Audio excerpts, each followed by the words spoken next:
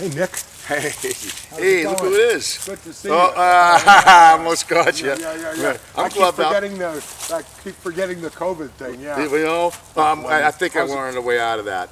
Like we're on the way out of the winter too. There's always a spring. Right. There's always a new spring. So how's it going? Good. How are you, Energy Geek? I am very good. Very, very it's good. It's good to be back on Be Thankful Farm. It is beautiful. It's what, 60 plus degrees now. It is. And it's March 11th. It is. Which means you must be getting ready for spring. This is a tease. We're 20 degrees above average right now, and we will be maybe again tomorrow. But overall, it's been a cool month, and it's going to remain a cool month, it looks like. So I'm not necessarily feeling like it's an early spring just because of this. This is no indication of an early spring. So we'll have to wait. But it is removing a lot of the snow, which is good. I'll take it. We'll get some nice gradual snow melt. So the mud season might not be so bad. So what are you doing here? Oh, I'm taking care of this 8-year-old Empire apple tree. She's been a nice producer, and each year at the end of winter, you go through and give her a little bit of pruning to help her stay in a fruiting stage and not just become like a totally vegetative. So I'm working on that now, and there's a certain particular shape that we're looking for. Easiest way to say is picture a Christmas tree. So what I'm pruning for, this is like my bonsai tree. Each year I'm doing these specific prunings. I want a straight, one single leader, and then branches coming out all around the tree from different angles. Smaller at the top, wider at the bottom. Christmas tree shape. That allows the greatest light penetration into the tree. And you don't get fruit unless the fruit buds are being struck by the light. That's how you make the fruit. Cool. So it has to be light. So that's what I'm doing now. I'm doing like my little bonsai work here on this tree. So I got a question for you. Good. When I was a kid, my grandfather used to prune trees, and he would use this, he would cover them with this black, looked like tar. It was tar. It was tar. Tell me about that. We don't do that. I see. We don't do that anymore. Not just for fruit trees, but any kind of a tree, because it actually, the tree will heal itself in the proper conditions. We're doing the pruning now because the funguses are still asleep. I see. So no fungal infection. We're doing surgery on this tree. If I did this in the summer, there could be infections. There would be infections. So we do it in the end of the winter.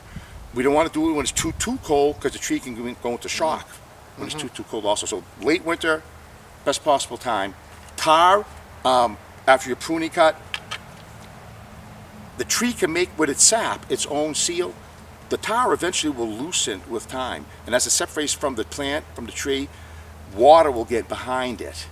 And when water stays in on the wood and stays wet, what's going to happen? Rot. The rot. You're actually encouraging rot, because the tar is going to separate. But the tree makes the sap from the inside out. So once again, Mother Nature. What have you been doing all winter? Oh, all winter we've been doing, well, farm-wise, I've been doing a lot of projects. The farm projects is equipment to maintain. Just doing a final inventory. We've been working on our equipment here in this building, and this is what we use it for. This is where I grow our tomatoes and peppers and eggplants in the summer. But in the winter, we bring equipment in, and I'm able to do tune-ups and get equipment where it needs to be done. I'm just trying to see what I can get done in the amount of time I have left. I can get some paint on that hopper. That would be nice. But yeah, everything else is tuned up. This old girl's ready to run, greased up, and the little baby tractors and the tillers. So we're ready. This part of the team is ready to go. It's a nice warm place in here to work. It sure is. What is it, about 90 degrees in here? Pretty close to that. It's March 11th, is it? But right, it's about 60 degrees outside, which is abnormally warm. But now it's about 25 degrees warmer in here. It's great. It's like going to Florida without the plane fare. It's very true. It's right here. It's all the time. But yeah, so I do my woodworking in here. I finish up some projects, and I'm very excited about starting the new season. Yeah, this is what we do down here. I took a quick look in here. If you take a look at this, you can almost see the line of progression of like tilling soil. Like these are called discs. You drag this behind the tractor, and it digs deep down into the soil, maybe even up to 8 inches. When you want to loosen up soil for the first time. And then you would come with a rototiller, which is here. This will now clean up just like the top 3 or 4 or 5 inches, until that even finer if you want to do some fine seeding. Later on, you might want to put some seed on top of this. Later on, you may want to be mowing it. You might use the baby tractor to mow it. And up here, this is a finishing harrow, which is called a drag harrow. And you can lay it out and it can make the ground smooth as glass at the end when you drag this around. So you can see it, you can sense what this all is about. Yep. This is all my tools of the trade here for working the soil. Yeah. Cool. Yeah. See this? Okay, let's get that out of it. All right. No, I'm gonna make a full video on how to prune a tree for another time. But for now, I just really wanted to say that well, welcome back to members. We've had members who've already signed up again for 2021 from last year. And we're excited about the new season. We're going to get fresh fruits and vegetables before you know it.